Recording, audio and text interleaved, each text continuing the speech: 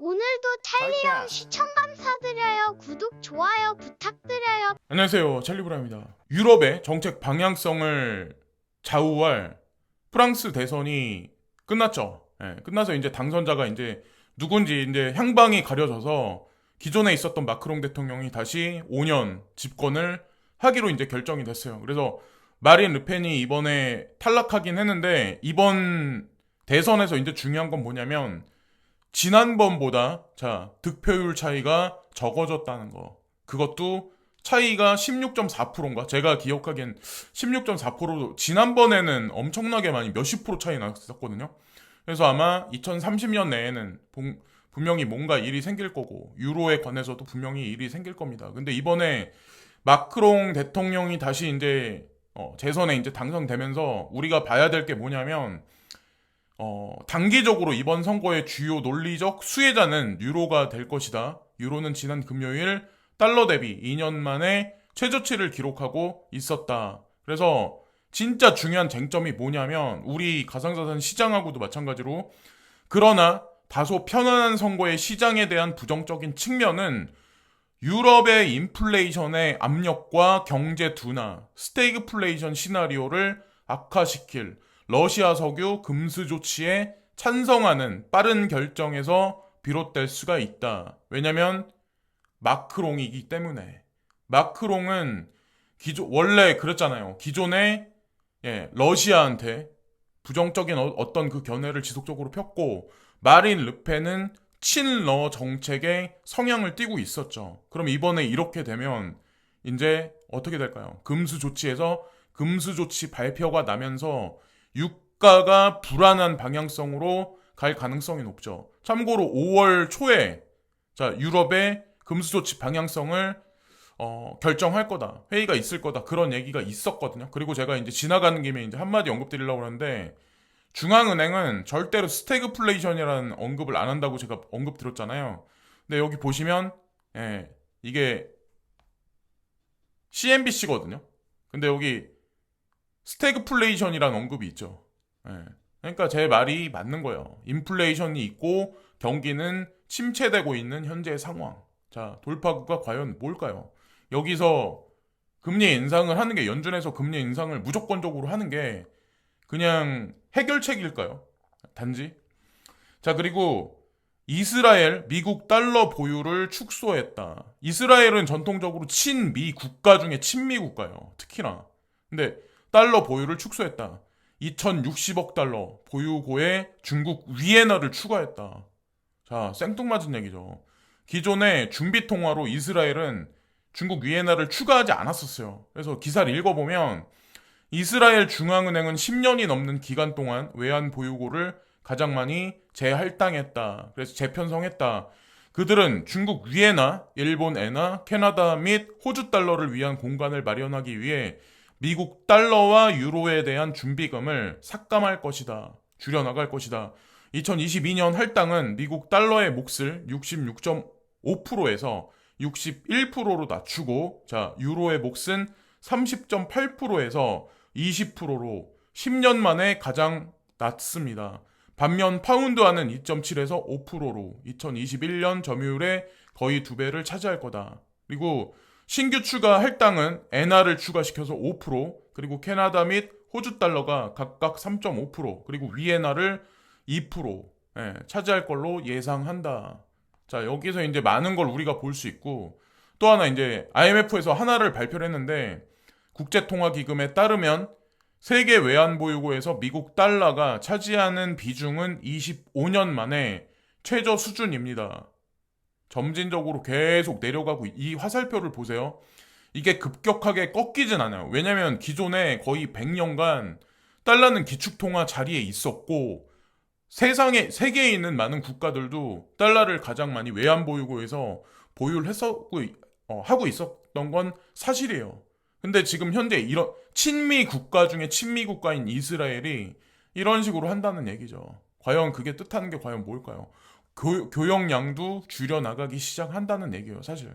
요렇게. 그리고 여기 녹색이 하나 보이시죠? 이게 위에나거든요. 이거는 슬슬 지금 늘려나가기 시작을 했죠. 그리고 참고로 2022년 7월 말에서 8월 초가 IMF에서 SDR, 통화 바스켓 비율을 바꿀 거예요. 지난번에 원래 바꾸기로 했었는데 그게 연기가 됐어요, 이번에. 근데 아마 지금 여기 나와 있는 이 문장만 봐도 전 세계적인 어떤 그 분위기가 어디서 어디로 흘러가는지, 그리고 우리가 왜 지금 이런 어떤 준비 통화에 뭐 제 비율 조정에 따라서 가상자산 시장에도 아마 큰 여파가 아마 있을 거예요.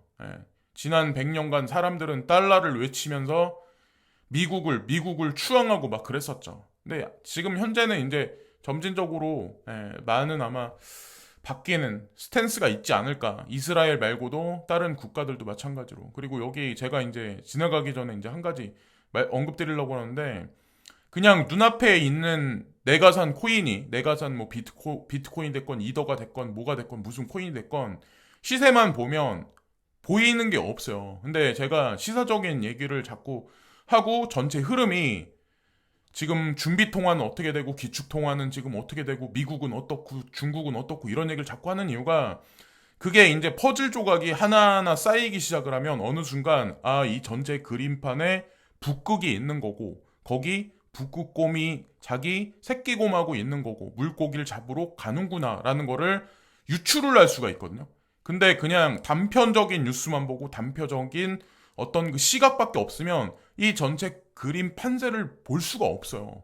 그럼 그 안에서 흔들릴 수밖에 없고, 그래서 제 영상은 약간 그런 측면으로 바라보시는 어떤 그런 그런 걸로 보시면 어떨까라는 생각을 했습니다. 그리고 그레이스켈 자산운용사가 미국 증권거래위원회에 비트코인 현물 ETF 승인을 위해서 푸시를 한다, 뭐 이런 얘기가 나오는데, 제가 이제 언급드리고 싶은 게 뭐냐면, 이런 뉴스가 아무리 나온다라고 하더라도 비트코인 ETF는 승인이 당장 날 수가 없어요, 단독으로. 왜냐면 XRP 소송이 끝나지가 않았잖아요. XRP가 증권이냐 아니냐는 뭐하고 또 중요하냐면 이더리움이 도대체 뭐냐, 비트코인이 뭐냐라고 이제 판가름하는 기준선이 되거든요. 제가 그래서 되게 중요하다고 언급드렸는데, 이더리움이 지금 현재 뭐 포스로 점진적으로 전향되고 있는데 머지도 연기가 됐잖아요. 3개월이 연기가 돼 6월에서 9월에서 10월로 연기가 된 현재 상황이잖아요. 이것도 마찬가지예요. 포스로 전향되면 이때는 진짜 많은 이더리움이 묶일 수밖에 없거든요, 이 상황에. 그러면 더 이 판결이 더 중요해지는 시점이죠. 근데 그때도 만약에 이 판결이 나지가 않았다, 그러면 이더리움 포스에 관한 것도 3분기라고 얘기했는데 이것도 아마 말바꾸기랄 가능성이 높아요. 뭐 이거는 당연한 거고, 비트코인 ETF는 당연한 거고. 그래서 어쨌건 포커스를 맞추는 거는 XRP 소송이 과연 언제 되냐. 이게 만약에 사람들이 많이 뭐 소송 날짜를 얘기를 하는 게 내년으로 이제 넘겼다라고 얘기를 하는데, 만약에 그렇게 되면 이더리움 포스도 넘어갈 가능성이 높고 비트코인 ETF도 넘어갈 가능성이 메커니즘적으로 높지 않을까라는 생각을 합니다. 그래서 미니 올해가 만약에 불장이 온다면 반짝이는 미니 불장이 올 가능성이 높다라고, 제가 세력들이 잠깐 장난칠 가능성이 높다라고 언급을 드렸던 거고, 그리고 G19이 아니다 G20에서, 그래서 러시아를 배제시키는 게 아니라 인도네시아가 이번에 발리에서 이걸 G20 회의를 개최를 하거든요. 11월 달에 G20에서 러시아를 막지 않는 이유, 그래서 초청하겠다 인도네시아는, 그렇게 지금 발언을 했어요. 어차피 전 세계는 지금 쪼개졌다고 보시면 돼요. 기존에 일권 체제에 있을 때 미국 위주에 이렇게 미국이 경찰 국가로 전 세계를 아우러러 가지고 뭐 분쟁이 있으면 미군을 파견하고 그걸 뭐 종식시키고 해결을 하고 그랬었는데, 지금 이제 아니죠. 지금 미국은 내수시장 위주로 재편시키고 있고, 군사도 예를 들어서 7, 8년 전부터 사실은 분쟁 지역에서 서서히 계속 빼나갔었어요. 이거는 뭐 기존에 있었던 흐름이기 때문에. 그리고 국가별로 따졌을 때 지난해 가상화폐 참여자 비율이 가장 높았던 국가는 우크라이나로 밝혀졌다. 지난 2021년을 기준으로 우크라이나 내 가상화폐 투자자 수는 총 557만 명으로 해당 국가의 12.73% 인구가 시장에 참여했던 것으로 집계됐다. 해당 목록에서 우리나라는 전체 16위를 차지했다. 국민의 3.79%가 시장 참여자로 밝혀진 우리나라의 경우 194만 명의 투자자를 보유한 것으로 파악됐다. 인구수로 유사한 나라는 207만 명의 일본과 179만 명의 이집트가 있었다. 여기 보세요. 여기서 이제 어떤 구독자님이 이 기사를 댓글에 옮겨주신 거거든요. 근데 가장 많은 시장 참여자를 가진 것으로 집계된 국가는 인도였다. 여기 나오죠. 쪽수가 가장 많다. 자, 지난 2021년을 기준으로 인도 내에서 약 1억 명의 가상화폐 투자자가 있던 것으로 알려졌다. 왜? 코인베이스가, 바이낸스가, 그리고 뭐 앵커리지, 크로스타워, 왜 그들이 여기에 크립토닷컴 다 여기에 왜 집중을 하는지 다 이유가 다 있었다는 거죠. 그리고 인도 외에는 미국, 러시아, 브라질, 파키스탄, 인도네시아 등의 나라가 다수의 시장 참여자를 보유하고 있다. 우리가 WRX를 투자해야 하는 이유를 잘 설명해 주네요. 라고 어떤 분이 댓글을 달아주셨는데 이제 감사하네요. 제가 이제 말씀드리고 싶은 게 뭐냐면 여행을 보통 많이 가실 때 동남아나 아니면 대부분 유럽을 많이 가거나 북미를 가실 거예요. 근데 내가 WRX에 투자한 자금이 좀 많다, 크다. 그러면 어떻게 해보시냐면 인도 여행을 가시는데 인도에 가시면 거기 그 한인이 하는 식당이 있거든요. 인도인을 위한 식당도 있고 중국집도 있고 한식당도 있어요. 오피스텔 같은 거 운영하는 사람도 있고. 근데 그 음식값이 인도를 우리가 후진국이라고 생각해서 쌀 것 같잖아요. 근데 절대로 싸지 않아요. 오히려 여기보다 음식값이 더 비싸요. 근데 거기 가서 식당 주인한테 경기 어떠냐, 여기 왜 오셨냐라고 직접 가서 한번 물어봐 보세요. 과연 뭐라고 대답하나. 그러면 왜 내가 WRX에 투자를 했는지 아마 아실 거고. 그리고 제가 뭐 특정 코인을 이렇게 자주자주 언급을 하고 막 이러면 선동한다 막 이러신 분도 아마 분명. 근데 예를 들어서 누군가가 WRX로 향후에 WRX로 예를 들어서 뭐 1,000만 원 투자했는데 10억을 벌었어. 예를 들어서 한 몇 년 후에.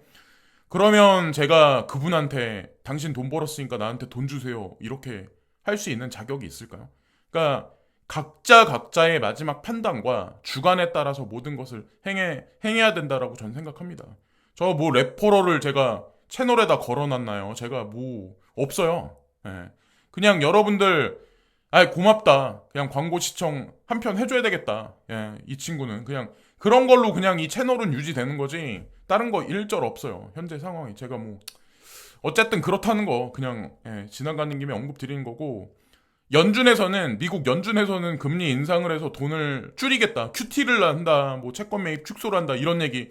시장의 공포를 자극하는데 유럽의 맹주가 프랑스와 독일이죠. 근데 독일은 지금 보면 추경 예산 편성을 했는데 자 여기 보세요. 원래 예산이 여기 있었는데 여기다가 노란색이 엑스트라요. 보조로 더 넣었어요. 추경 예산을 증가시켰어요. 이 의미를 여러분들이 잘 보셔야 돼요. 이 의미가 과연 뭘까요? 독일은 왜 추경 예산을 증가를 시켰을까요? 자, 미국은 금리 인상의 강한 기조를 지금 하고 있는데 실제로 진짜 중금리가 아니라 진짜 고금리를 추진할 수 있을까요? 라고 저는 제롬 파울 연준 의장한테 물음표를 한번 던져보고 싶어요. 그리고 실제로 이코노미스트 중에 좀 제가 괜찮게 보시는 분들이 중금리라고 방향성이 아마 중금리가 될 것 같아요라고 언급하는 분들이 생각보다 되게 많아요. 뭐 오건영 부부장님인가? 신한은행? 근데 그분 같은 경우는 좀 과격하게 금리 인상할 것 같다라는 언급을 하시는데 뭐 견해야 다 각자 이제 다를 수야 있죠. 그리고 또 하나 오늘 영상에서 이제 호재거리 중에 하나인데 중앙아프리카 그러니까 그 중에 이제 한 국가가 자 여기 보면 비트코인을 준비통화로 했다. 법정화폐로 인정했다라는 얘기가 나오고 기존에 뭐 베네수엘라라든가 뭐 엘살바도르라든가 몇몇 개 이제 약소 국가들 있죠. 저개발 국가. 근데 아프리카 내에서는 첫 번째로 법정화폐로 인정했다라는 얘기가 있더라고요. 그래서 이 순서는 이렇게 갈 거예요. 우리는 지금 선진국에서는 왜 지금 제도권 수용을 하냐 마냐 이런 얘기를 왜 시원스럽게 오픈 안 하냐라고 아마 고민하시는 분들이 아마 되게 많을 거예요. 근데 지금 그럴 수밖에 없는 게 선진국이 예를 들어서 미국이 우리가 비트코인을 100% 그냥 용인할 거야. 달러는 죽었어라는 말밖에 안 되는 거거든요. 사실 그 말을 용인한다는 얘기는. 그래서 저개발국가 순서가 저개발국가, 개발도상국, 그리고 신흥국, 선진국 요런 식으로 아마 이 트렌드는 움직이지 않을까라는 생각을 합니다. 그래서 가장 마지막이 최종적으로 IMF 통화 바스켓의 준비 통화로 마지막에 비트코인이 들어가면서 진짜 많은 일들이 벌어질 거야. 그리고 그러면 어떤 분은 또 저한테 질문하겠죠. 그러면 나는 준비 통화로 들어갔었을 때 그게 확실히 오피셜에 나왔을 때 나는 투자를 할 거야. 라고 또 하시겠죠. 근데 만약에 실제로 향후에 뭐 5년 후가 됐든 10년 후가 됐든 실제로 그런 일이 발생됐을 때쯤이면 그 가격이 어떻게 됐을까요? 지금 뭐 1억을 가네 마네 못 가네 막 이러고 있는데 그때 가면 과연 비트코인 가격이 과연 얼마였었을까요? 제가 처음에 투자했었을 때가 50만 원 밑이었는데 자 그리고 누가 차트를 올렸는데 MACD랑 비교해서 뭐 여기 보면은 이걸 봐가지고 지금 현재 상황에서 좀 단기적으로는 흔들리긴 하겠지만 자 장기적인 추세에서는 9월달 내지는 뭐 8월달 요때까지 우상향을 가능성이 높다. 그리고 나서 미온적인 조정이 연말까지도 들어가고 자 제가 예측한 거랑 똑같. 그리고 베리 실버트도 올 여름에 핫할 거야라는 얘기를 했었잖아요. 그 얘기랑 이거랑 제가 생각하는 시나리오랑 대입을 해서 한번 보시면 거의 맞아 떨어지거든요. 이 사람이 올린 것도 지금 보면 이거는 뭐 파동으로 했는지 모르겠는데 그리고 나서 연말이나 내년 초 어느 순간까지 조정이 들어가고 그 다음에 내년에 진짜 더 큰 상승이 올 거야라는 얘기를 이분은 하거든요. 그래서 뭐 마지막에 판단은 각자 이제 하셔야 된다라고 저는 생각해요. 저도 뭐 이 차트를 보면서 아 이럴 수 있다. 저는 근데 뉴스적인 거를 대입을 많이 하잖아요. 이런 차트를 누가 가지고 오면 뭐 그거는 짜맞춰 봐야지 알겠지만 어쨌건 가을에 가을에서 겨울께 넘어갔을 때 그때가 좀 제가 보기에는 좀 어떤 분란이 있지 않을까 좀 시장 자체가. 그래서 여름에 왜 베리 실버트가 핫하다고 얘기를 했는지 한번 유출 한번 해보면 어떨까라는 생각을 했어요. 그리고 한 연구에 따르면 비료 가격은 2022년 파종 시즌에 80% 이상 오를 수가 있다. 우리는 상승하는 비용을 관리하는 방법에 대해 생산자와 이야기를 했다. 이거는 작년부터 얘기가 많이 나왔었죠. 인도는 그래서 이미 러시아한테 비료 주문을 장기 계약 플랜을 이미 했었었고, 자 그리고 또 그 천연가스랑 원유하고 또 이게 비료 원재료가 또 관련이 있더라고요.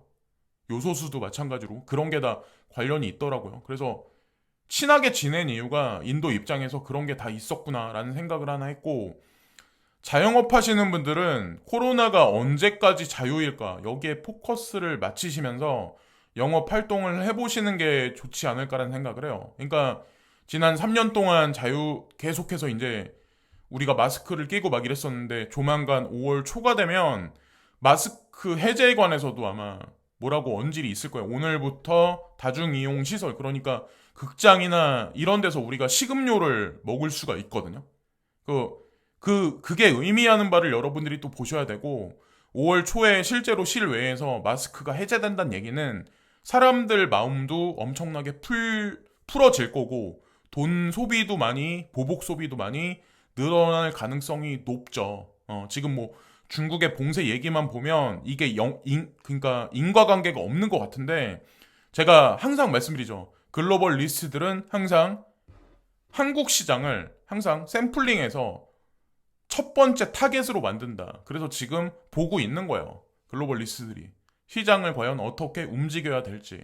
자, 그래서 여름과 가을에 방향성이 이제 서서히 나오기 시작하겠죠. 그래서 인프라가 회복되고, 뭐 그런 거랑 이제 관련이 있지 않을까요? 인프라가 회복되면 인플레이션율도 잠정적으로 지금보다는 살짝 가라앉을 가능성이 높고, 그리고 이번에 5월 초에, 그리고 러시아에서 어떻게 봉합을 할지, 이게 진짜 장기전으로 갈지는 모르겠지만, 지금 여러 가지 뭐 외신 뉴스를 보면 거의 원하는 대로 지금 러시아가 원하는 대로 중요 거점은 거의 다 점령을 했거든요.